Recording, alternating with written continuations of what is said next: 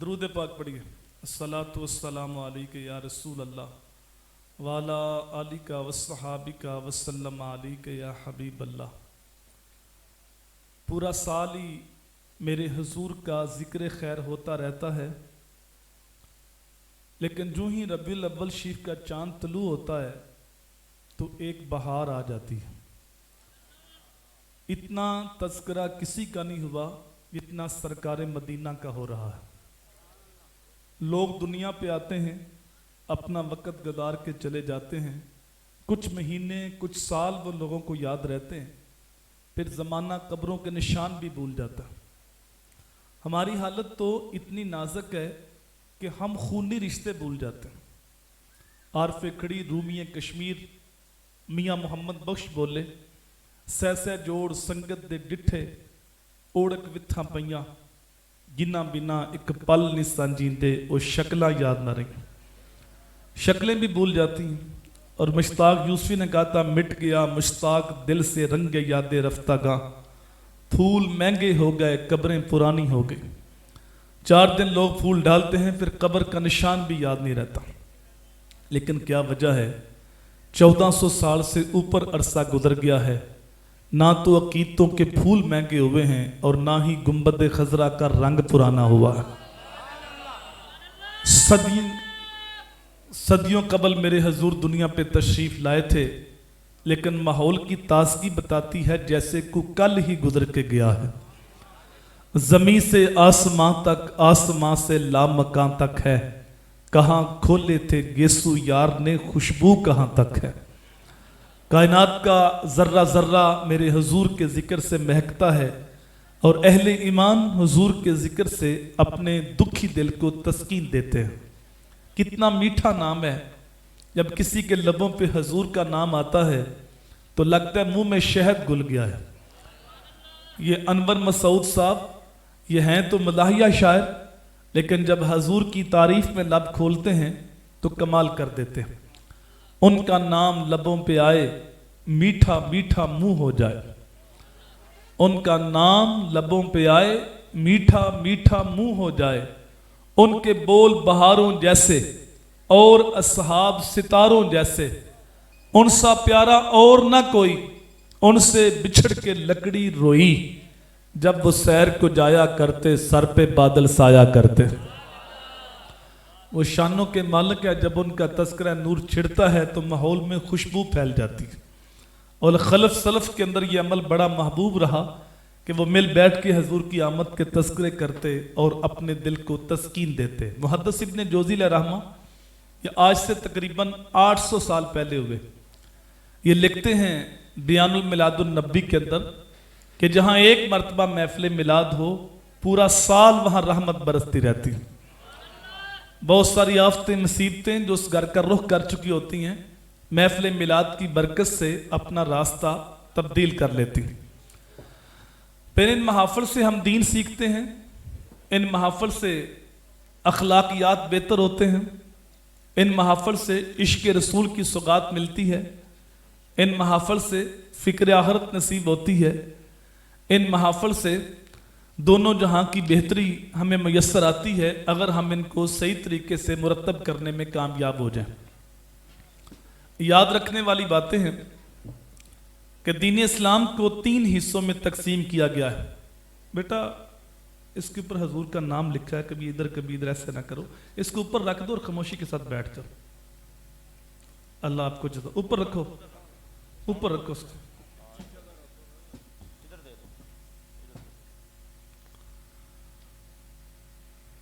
پہلی چیز ہے عقائد کا درست ہونا۔ اگر کسی شخص کے عقائد میں خرابی آ جائے تو اس کے اچھے اعمال آخرت میں نفع کا سبب نہیں بنتے، کیونکہ عقائد کا دوسرا نام ہے ایمان، اور اعمال قبول ہوتے ہیں ایمان کی شرط کے ساتھ۔ تو جب عقائد بگڑتے ہیں تو ایمان لٹ جاتا ہے۔ یہ ہو سکتا ہے کسی کے نیک اعمال اس کے ایمان لانے کا سبب اور ذریعہ بنے، لیکن بغیر ایمان کے، بغیر اچھے عقائد کے اعمال اللہ کی بارگاہ میں قبول نہیں ہوتے۔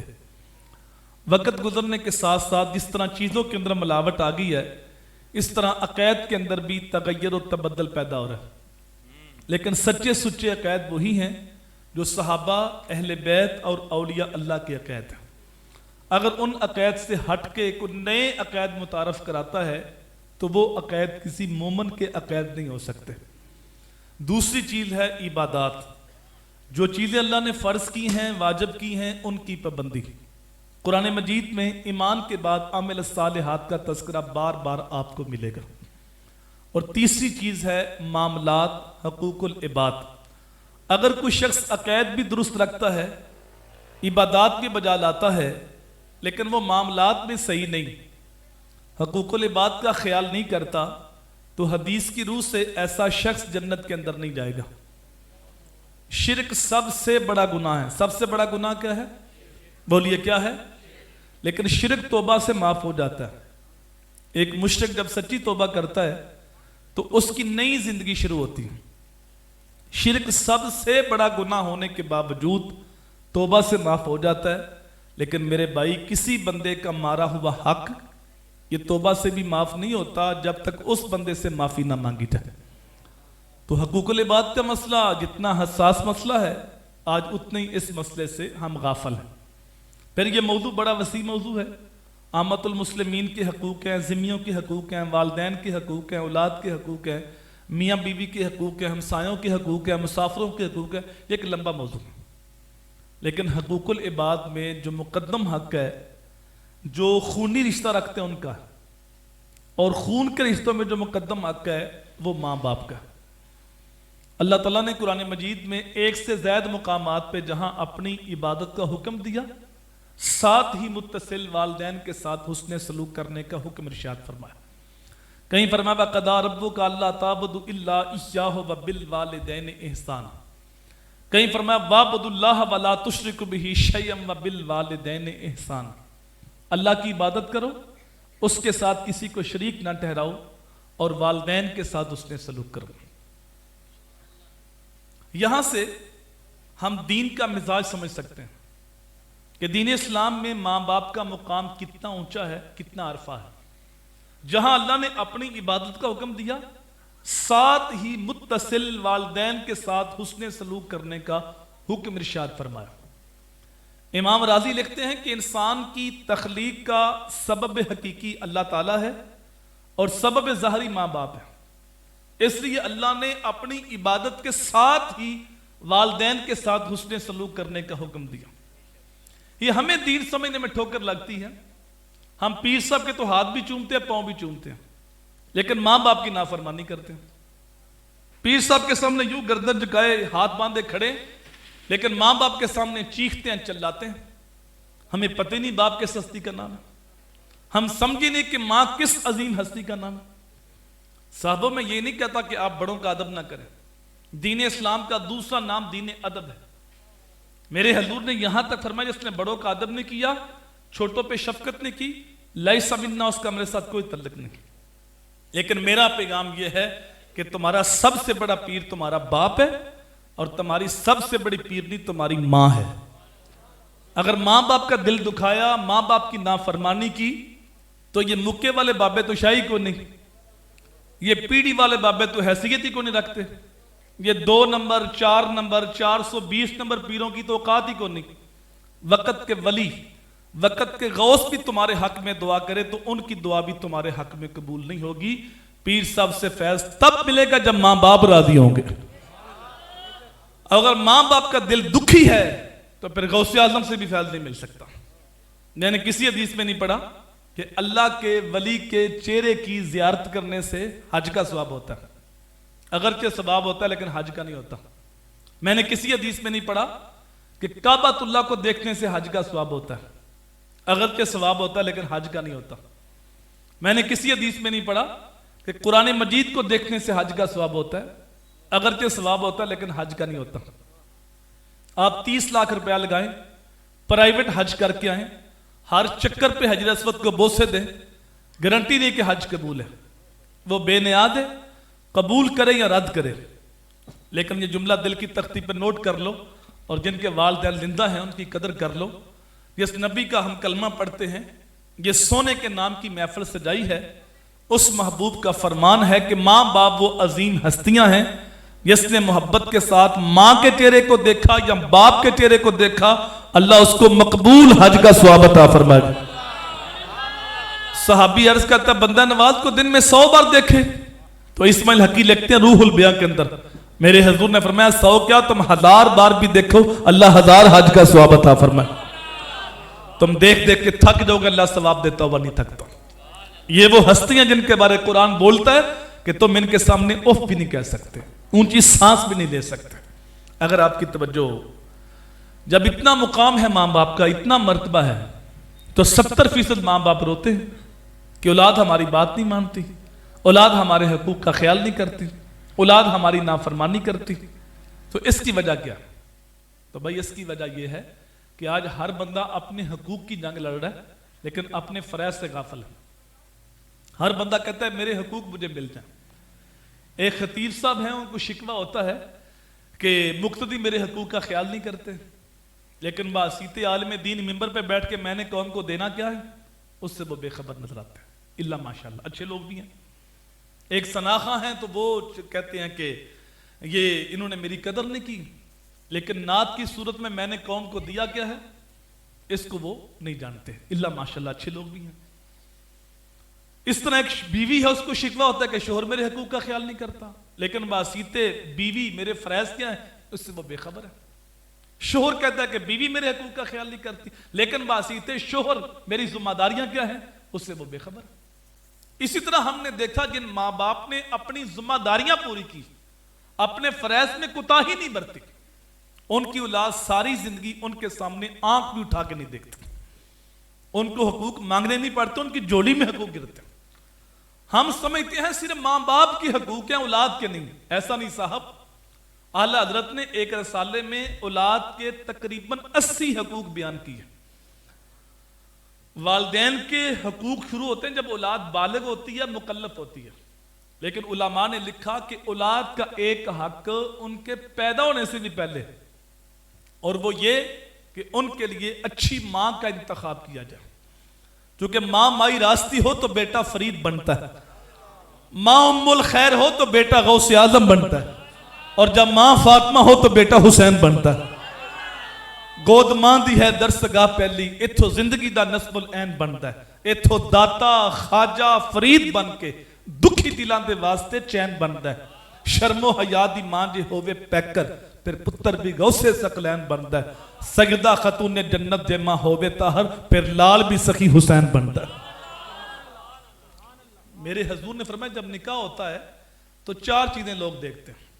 عورت کا حسن دیکھتے ہیں, اس کی دولت دیکھتے ہیں, اس کا حسب و نسب برادری دیکھتے ہیں, اس کا دین دیکھتے ہیں. کہا میرے غلاموں تم نہ حسن دیکھو, نہ تم دولت دیکھو, نہ تم حسب و نسب برادری دیکھو, تم صرف دینداری دیکھو کہ دیندار عورت کون ہے اور کل میرے بچوں کی اچھی ماں کون ثابت ہوگی. باپ دیندار ہو تو دین گھر تک پہنچتا ہے, عورت دیندار ہو تو دین نسلوں تک پہنچتا ہے. وہ ایک ماں تھی جو اپنے بچے کو قاری صاحب کے پاس لے گئی قرآن پاک پڑھنے کے لیے, لیکن بیٹا اتنا قابل تھا اس نے 18 سپارے زبانی سنا دیے. قاری صاحب نے کہا بیٹا جہاں سے یہ پڑھا آگے بھی پڑھ لیتے. کہا میں نے کسی قاری صاحب سے نہیں پڑھا, بلکہ 18 پاروں کی میری ماں حافظہ تھی. جب ماں کے شکم میں تھا اس وقت بھی قرآن سنتا تھا, جب ماں کی گود میں آیا اس وقت بھی قرآن سنتا تھا. ماں دودھ پلاتی ساتھ قرآن پڑھتی, ماں لوری دیتی لبوں پہ قرآن کی آیتیں ہوتی, گھر کے کام کاج کرتی ساتھ قرآن سناتی تھی. یہ 18 پارے میں نے ماں کی گود میں یاد کر لیے. یہی بچہ بڑا ہو کے وقت کا غوث شیخ عبد القادر جیلانی بنتا ہے. وہ ایک ماں تھی جو اپنے بچے سے کہتی ہے پتر نماز پڑھا کر. بچہ کہتا ہے امی نماز پڑھنے سے کیا ملتا ہے؟ کہا پتر شکر کی پڑیا ملتی. بچہ وضو کرنے جاتا ہے, ماں شکر کی پڑیا لپیٹ کے مصلے کے نیچے رکھتے تھی. سلام پھیرنے کے بعد مصلہ اٹھایا, شکر مل گئی.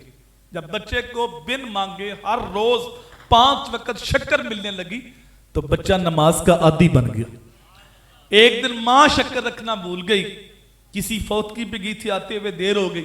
جب نماز کا وقت ہوا تو رب کی بارگاہ میں ہاتھ اٹھا کے عرض کرتی ہے باری تعالیٰ میں نے بڑی محنت کے ساتھ بچے کے دل میں نماز کی محبت پیدا کی ہے, میری محنت کو ضائع نہ کرنا.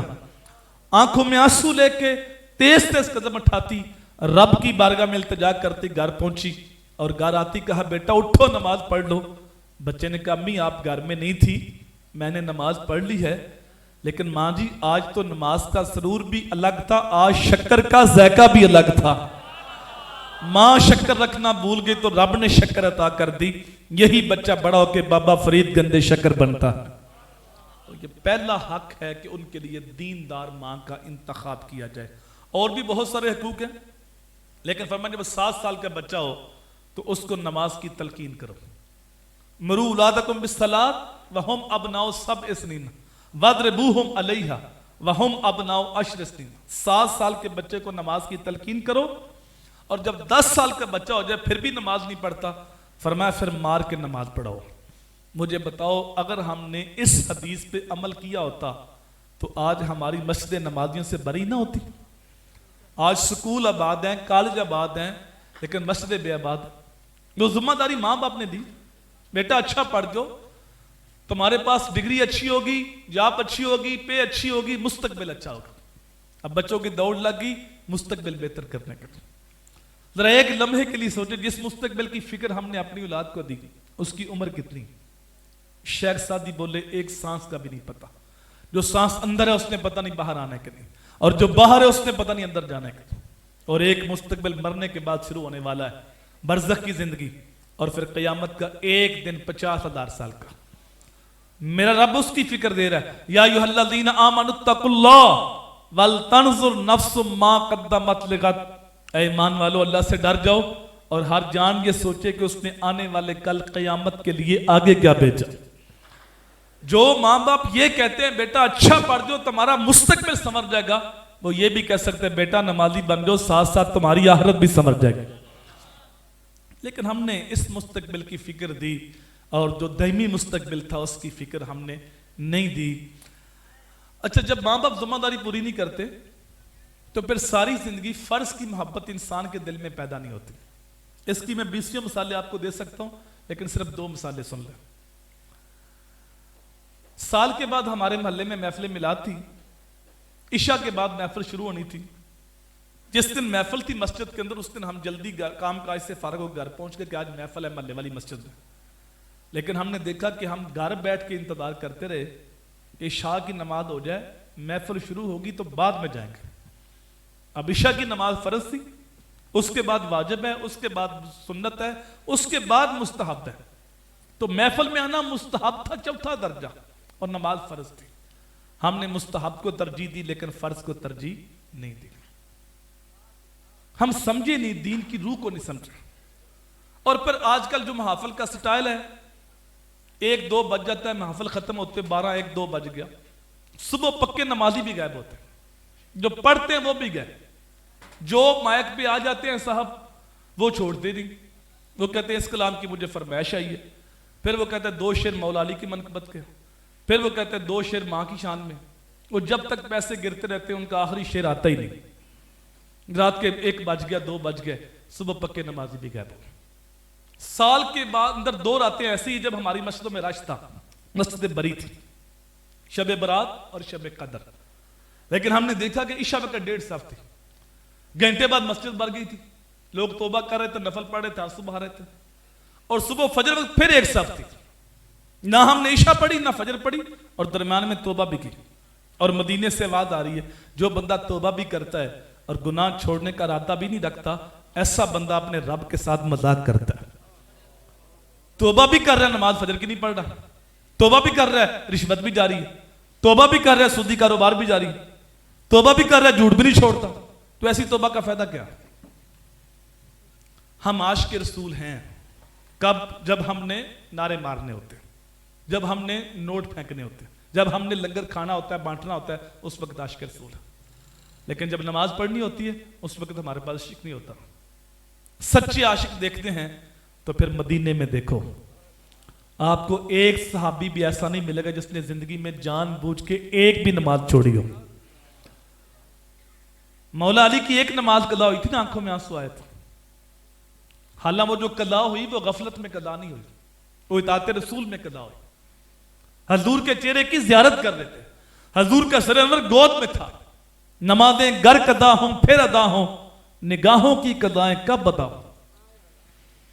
اور شریعت کا مسئلہ ہے قضا ہو تو قضا پڑھ لو. وہ تو غفلت کی قضا نہیں تھی. اللہ نے قرآن میں کہا ہے میں یوتی رسول فقد اطاع اللہ. جس نے رسول کی اطاعت کی اس نے اللہ کی اطاعت کی. تو آپ قضا پڑھ لیتے, روئے کیوں تھے؟ میرے بھائی روئے اس لیے تھے علی نے کبھی قضا پڑھی نہیں تھی. قضا پڑھنے کی عادت ہی نہیں تھی, کبھی قضا ہوئی نہیں تھی. یہ پہلا موقع تھا قضا ہوئی تو اتنا دکھ ہوا کہ آپ رو پڑے. پھر میرے حضور نے سورج کو واپس پلٹایا. علی نے اس دن بھی قضا نہیں پڑھی, اس دن بھی ادا ہی پڑھی. ہم علی پاک کی منقبت تو پڑھتے ہیں لیکن علی پاک کی تعلیمات پہ عمل نہیں کرتے. تو یہ ماں باپ کی ذمہ داری ہے کہ اولاد کو بالغ ہونے سے پہلے پہلے نماز کا پکا عادی بناتے ہیں. ایک حدیث ہے, بلکہ وہ پیغام ہے ہر امتی کے نام. میرے حضور نے فرمایا ادبوا اولادکم علی ثلاث خصال حب نبیکم و حب اہل بیتہ و تلاوت القرآن. فرمایا میرا ہر امتی اپنی اولاد کو 3 چیزیں لازمی سکھائے. سب سے پہلے فرمایا حب نبیکم, اپنی اولاد کو اپنے نبی کی محبت سکھاؤ. وحب اہل بیتہ, دوسرا فرمایا نبی کے گھر والوں کی محبت سکھاؤ. وتلاوت القرآن, تیسرا فرمایا قرآن کی تعلیم انہیں دو. یہ وہ تحفہ ہے جو تم اپنی اولاد کو دے سکتے. جس طرح نبی کی محبت لازم ہے اس طرح آل نبی کی محبت بھی لازم ہے. اور امام شافعی نے قلم توڑ دیا, کہا نبی کے گھر والوں تمہاری شان ورال ورا ہے, ہماری تو اتنی دیر تک نماز ہی نہیں ہوتی جب تک آپ پہ درود نہیں پڑھ لیتے. تیسرا فرمایا اپنی اولاد کو قرآن کی تعلیم دو. ہم دنیاوی تعلیم کے لیے تو حریص ہیں, لاکھوں روپے خرچ کرتے ہیں, بیرون ملک سے تعلیم دلواتے ہیں, لیکن دین کی تعلیم مفت ملے, ہمارے گھر میں ملے, محلے میں ملے, ہم لینے کے لیے تیار نہیں ہوتے. نتیجہ کیا نکلا؟ بیٹا ڈگری ہولڈر بن گیا, پی ایچ ڈی کر لی, ایم فل کر لیا, لیکن بد نصیبی کے باپ نے دین نہیں دیا. باپ فوت ہو گیا, اب باپ کی میت پڑی ہے, اس سے غسل دینے کا طریقہ بھی نہیں آتا. وہ غسال ڈھونڈتا پھرتا ہے. عارف کھڑی رومی کشمیر میاں محمد بخش بولے اور جاندی واری ڈرونا بنے ہو تے ہاتھ نہیں لاندے ڈر دے, اور جنہ لئی تو پاپ کمائے سن دس کتنے نے ہو تیرے کرتے. وہ غسل دینے کے لیے بھی تیار تھے. صاحبوں میں یہ نہیں کہتا کہ اپنے بچوں کو دنیاوی تعلیم سے آراستہ نہ کرو. علم مومن کا گمشدہ خزانہ ہے, جہاں سے ملے حاصل کرو. اپنے بچوں کو ڈاکٹر بناؤ, انجینئر بناؤ, پروفیسر بناؤ, سائنسدان بناؤ, لیکن میرا پیغام یہ ہے کہ اپنی اولاد کو سب سے پہلے حضور کا غلام بناؤ, اچھا انسان بناؤ, اچھا مسلمان بناؤ. بالغ ہونے سے پہلے پہلے جو فرض علوم ہیں وہ اپنی اولاد کو سکھاتا. اگر ذمہ داری پوری نہ کی تو پھر یہ شکوہ ہوگا کہ اولاد ہماری بات نہیں مانتی, اولاد ہماری نافرمانی کرتی ہے, اولاد ہمارے حقوق کا خیال نہیں کرتی. اور میرے بھائی وہ اس رنگ میں رنگی گئی ہے جہاں سال کے بعد ایک دن مدر ڈے, ایک دن فادر ڈے, ایک دن ٹیچر ڈے, ایک دن ویلنٹائن ڈے, ان کے اوپر وہ رنگ چھا گیا ہے. اور اگر تم نے ذمہ داری پوری کر دی, ان کی انگلی تھام کے ان کو حضور کی چوکھٹ پہ کھڑا کر دیا, قرآن کا نوکر بنا دیا, حضور کا وفادار بنا دیا, فرض علوم ان کو سکھا دیے, اور ان کے اوپر محمدی رنگ چھا گیا, تو پھر جہاں بیٹھیں گے وہ رنگ قبول نہیں کریں گے بلکہ اپنا رنگ وہاں چھوڑ کے آئیں گے. چونکہ کچا رنگ للاری والا چڑھدا لیندا رہندا, تے پکا رنگ میرے آقا والا چڑھ جائے پھر نہیں لیتا. تو فرمایا کہ والدین کے ساتھ اس نے سلوک کرو, وَبِذِلْ الْقُرْبَى, اور جو تمہارے قرابت دار ہیں ان کے ساتھ بھی اس نے سلوک کرو. یہ پتہ نہیں ہم نے کہاں سے سیکھا ہے کہ ہم اینٹ کا جواب پتھر سے دیں گے. ہم نے پتہ نہیں کہاں سے سیکھا ہے کہ ہم سے جو 1 قدم پیچھے ہٹتے ہیں ہم 10 قدم پیچھے ہٹتے ہیں. میرے نبی کی تعلیم کی نہیں. میرے آقا فرماتے ہیں سل من قطع قواتی من حرمک, جو تم سے تعلق توڑے تم بڑھ بڑھ کے تعلق جوڑو, جو تمہیں محروم رکھے تم اس کی جولیاں بھر دو, جو ظلم کرے تم اس کو معاف کر دو. ہم معاف کرنے کو تیار نہیں. وہ کہتا ہے ہم تو اچھوں کے ساتھ اچھے ہیں, بروں کے ساتھ برے. تمہیں یہ کون سا کمال ہے, یہ تو سارے کر لیتے ہیں. کمال یہ ہے کہ جو تمہارے ساتھ اچھا نہ بھی ہو پھر بھی تم اس کے ساتھ اچھے بن کے رہو. کمال یہ ہے. وہ کہتے ہیں اس نے زیادتی بڑی کی, وہ بھائی زیادتی سے درگزر کی جاتی ہے, زیادتی معاف کی جاتی ہے. جتنی زیادتی کفار مکہ نے میرے حضور کے ساتھ کی تھی, رستے میں گڑے نہیں کھدے, کانٹے نہیں بچھے, ناموافق حالات کے جکڑ نکتہ چینی کی آندیاں, بہتان تراشیاں. کیا میرے نبی نے شہر مکہ نہیں چھوڑا؟ اگر یہ کہا جائے کہ صحابہ کی تعداد تھوڑی تھی, جوابی کارروائی نہیں ہو سکتی تھی, طاقت نہیں تھی, تو جب فتح مکہ ہوا تھا اس وقت تو ساری طاقت میرے حضور کے پاس تھی. 10,000 صحابہ کو ساتھ لے کے میرے نبی شان و شوکت کے ساتھ مکے میں داخل ہوئے اور کفار مکہ تھر تھر کانپ رہے تھے کہ آج تو ہماری گردنیں کٹ جائے گی, ہمیں کاٹ دیا جائے گا, پیس دیا جائے گا جو سلوک ہم نے کیا. لیکن میرے نبی نے کمال مہربانی کرتے فرمایا لا تثریب علیکم اليوم اذهبوا وانتم طلقاء, جو چلے جو میں نے سب کو معاف کر دیا. ان کی آنکھوں میں آنسو تھے, لبوں پہ حضور کا کلمہ تھا, کچھ ان کے خلق نے کر لی, کچھ ان کے کردار نے کر لی, مسخر ساری دنیا شاہ ابرار نے کر لی. تو رسول کریم صلی اللہ علیہ وآلہ وسلم نے جو ہمیں دین دیا اس کے اندر درگزر کا پہلو بہت غالب ہے. تو فرمایا جو یتیم ہیں, مسکین ہیں, معاشرے کے پسے ہوئے لوگ ہیں, والجار ذی القربى والجار الجنب, جو قریبی ہمسایہ ہے, دور کا ہمسایہ ہے, ان کے ساتھ اس نے سلوک کرو. ہمسایہ 3 طرح کا ہوتا ہے, ہمسایہ بھی ہے, مسلمان بھی ہے, رشتہ دار بھی. اس کے 3 حق ہے تمہارے اوپر. ہمسایہ ہے, مسلمان ہے, رشتہ دار نہیں, اس کے 2 حق ہیں. ہمسایہ ہے, رشتہ دار بھی نہیں, مسلمان بھی نہیں, کافر ہے, اس کا بھی 1 حق ہے تمہارے اوپر. اور میرے نبی نے 3 قسمیں فرمائی. اللہ کی قسم وہ شخص مومن نہیں, اللہ کی قسم وہ شخص مومن نہیں, اللہ کی قسم وہ شخص مومن نہیں. صحابہ نے پوچھا آقا کون؟ فرمایا جس کی شرارتوں سے اس کا ہمسایہ محفوظ نہیں. فرمایا جو خود تو پیٹ بھر کے سوتا ہے اور اس کا ہمسایہ بھوکا ہے اور اس کو پتہ ہے وہ بھوکا ہے, فرمایا اس بندے کا میرے اوپر ایمان ہی نہیں, وہ مجھے مانتا ہی نہیں. فرمایا جانتے ہو ہمسایہ کے حقوق کیا ہے؟ پھر خود ہی میرے حضور نے فرمایا ہمسایہ بیمار ہو اس کی تیمارداری کرو, ہمسایہ اسے غم پہنچے اظہار تعزیت کرو, خوشی پہنچے اس کو مبارک دو, تم سے قرضہ مانگنے آئے اس سے قرضہ دے دو, تمہاری دیوار میں لکڑی ٹھوکنا چاہے اس کو منع نہ کرو, اپنے مکان کی دیوار ہمسائے کے مکان سے اونچی نہ کرو کہیں اس کی ہوا نہ رک جائے. اور فرمایا اپنے گوشت کی خوشبو سے ہمسائے کو تکلیف نہ دو. یہ ہمیں اپنے رویے پہ غور کرنا چاہیے. چاہے وہ شادی ہے تو شادی کی آتش بازی پہ فیرنگ کے اوپر ہمسائے کو تکلیف ہو رہی ہے تو ہمیں اپنے رویے پہ غور کرنا چاہیے. چاہے وہ محفل میلاد ہے اور سپیکر کی آواز اتنی اونچی ہے, اگر تم قرآن پڑھ رہے ہو, نعت پڑھ رہے ہو, ہمسایہ پریشان ہو رہا ہے تو تجھے اپنے رویے پہ غور کرنا ہوگا. یہ میرے نبی کا دیا ہوا دین ہے. اپنے بھی خفا مجھ سے ہیں, بیگانے بھی ناخوش, کہ میں زہر حلاحل کو کبھی کہہ نہ سکا کنت, بات وہی کہتا ہوں سمجھتا ہوں جسے حق, نہ ابلہ مسجد ہوں نہ تہذیب کا فرزند.